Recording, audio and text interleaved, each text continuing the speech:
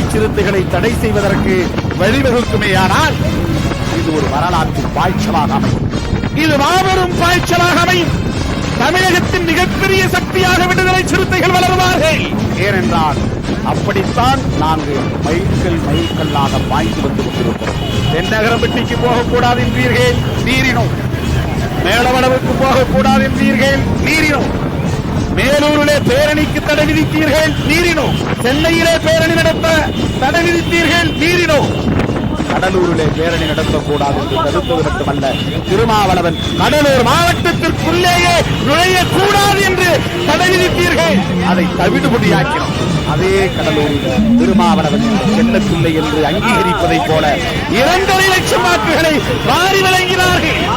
அப்படியெல்லாம் அங்கீகாரம் பெற்றிருக்கிற இந்த கட்சி ஒவ்வொரு மைல்கல்லாக தடைகளை தவிடுபடியாக்கிவிட்டுத்தான் வளர்ச்சி அடைந்திருந்திருக்கிறோம். விடுதலை சிறுத்தைகள்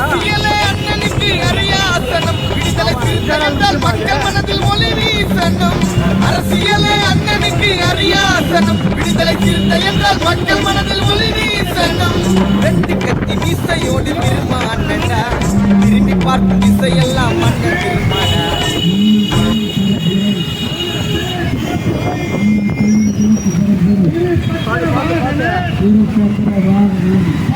வயதினிலே அரசியலில் திருமா, சதிமத பேதமில்லா தலைவர் எங்க திருமா, ஜனங்களோட மனதை வென்ற வேங்க எங்க திருமா, கணக்கென வாழாத முத்தமறி திருமா.